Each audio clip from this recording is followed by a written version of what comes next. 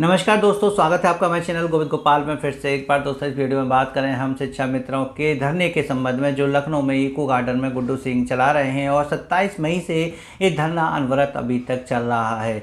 गुड्डू सिंह का धरना शांतिप्रिय रहा है और बल्कि इस धरने में उन्होंने कई ऐसे कार्यक्रम किए जो संदेश पहुंचाते हैं माननीय मुख्यमंत्री तक की शिक्षा मित्र आपसे गुहार लगा रहा है, रिक्वेस्ट कर रहा है, आप उनकी बात मान लीजिए, उनकी समस्याओं का समाधान कर लीजिए। पिछले 25 वर्षों से शिक्षा मित्र बेसिक शिक्षा विभाग में अपनी सेवा दे रहा है, तो इसका फल भी उन्हें अब मिलना चाहिए।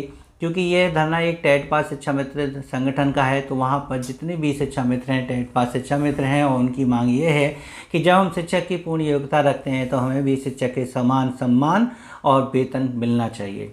गुड्डू सिंह की यही मांग है। उन्होंने सबसे पहले 2 जून की रोटी के संघर्ष के नाम पर धरना चलाया, तब उसके बाद उन्होंने सफाई अभियान की तरह इको गार्डन में सफाई करके इसके माध्यम से भी अपनी बात रखी थी।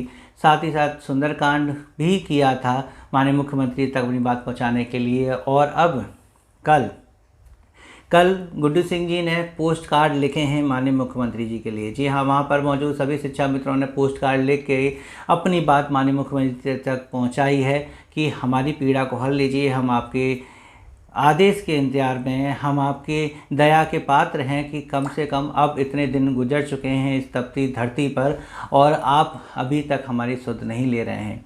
तो शिक्षा मित्रों ने अपनी मांग रखने के लिए पोस्ट कार्ड का सहारा लिया है। वैसे कहने की बात नहीं, क्योंकि ये सारे कार्यक्रम पहले भी किए जा चुके हैं, पहले भी माननीय मुख्यमंत्री जी को और यहाँ तक कि प्रधानमंत्री जी को पोस्ट कार्ड लिखे जा चुके हैं। लेकिन इस धरने में देखते हैं कि 80 पोस्ट कार्ड माननीय मुख्यमंत्री जी को लिखे गए हैं, वो माननीय मुख्यमंत्री पर कितना प्रभाव डालते हैं। क्या माननीय मुख्यमंत्री जी गुड्डू सिंह जी से वार्ता करने के लिए उनको वहां अपने पास बुलाएंगे? आप नीचे कमेंट के ज़रूर बताइएगा। और आपको क्या लगता है कि धरना कितने दिन और लगातार अनवरत चलता रहेगा? सबसे बड़ा सवाल ये भी है कि अब समर कैंप जो है ख़त्म हो गया है, तो क्या गुड्डू सिंह के धरने में अब शिक्षा मित्रों की संख्या बढ़ रही है? क्या वहाँ धीरे धीरे संख्या बल बढ़ेगा? ये भी अभी कुछ दिनों में पता चल जाएगा, क्योंकि 15 तारीख को सभी जो शिक्षा मित्र हैं उनकी जो छुट्टियां हैं वो ख़त्म हो जाएंगी। सभी शिक्षकों की छुट्टियां ख़त्म हो जाएंगी। 16 जून से तो स्कूल खुलेंगे। ये बात अलग है कि स्कूल की छुट्टियां बढ़ाने के लिए संगठन अलग अलग प्रयास कर रहे हैं।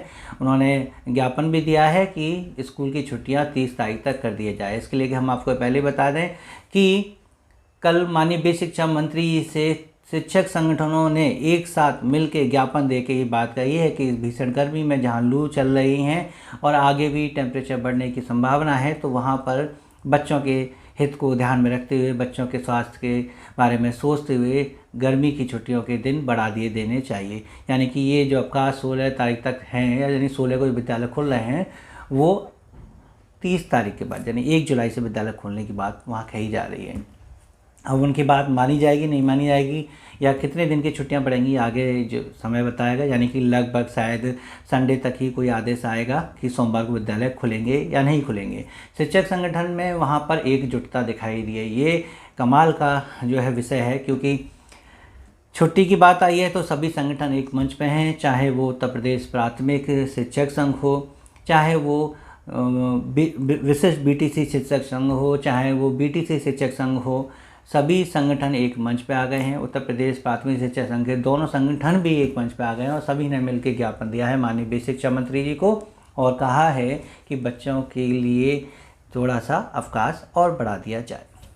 तो आपका क्या कहना है? आप भी ये नीचे कमेंट करके बताइए कि क्या बच्चों के हित को ध्यान में रखते हुए छुट्टियाँ आगे बढ़ानी चाहिए, या इन छुट्टियों का फ़ायदा शिक्षा मित्रों को उठाना चाहिए। अगर छुट्टियां आगे बढ़ जाती हैं तो क्या लगता है कि गुड्डू सिंह जी के धरने में शिक्षा मित्रों की संख्या बढ़ेगी?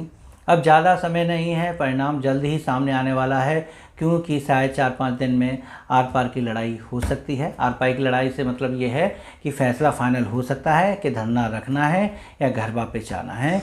हमारी बात सरकार सुनेगी या नहीं सुनेगी?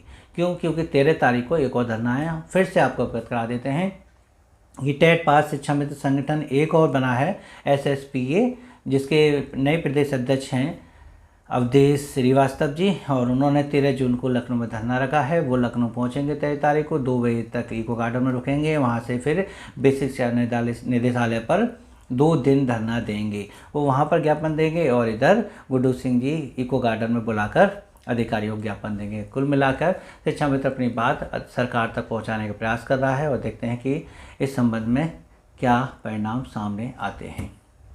लेकिन हमें आपसे जो उम्मीद है वो ये है कि आप वीडियो को लाइक और शेयर तो ज़रूर कीजिएगा। हमारे व्हाट्सएप चैनल को फॉलो कर लीजिएगा ताकि उस पर हम वो पोस्ट डाल सकें, वो मैसेज डाल सकें जिन पर हम वीडियो नहीं बना पाते हैं और अपडेट आपको दे सकें। तो नीचे डिस्क्रिप्शन में उसका लिंक दे रखा है और मिलते हैं आपसे अगली वीडियो में ऐसे ही क्वेश्चन अपडेट के साथ। तब तक के लिए नमस्कार, जय हिंद।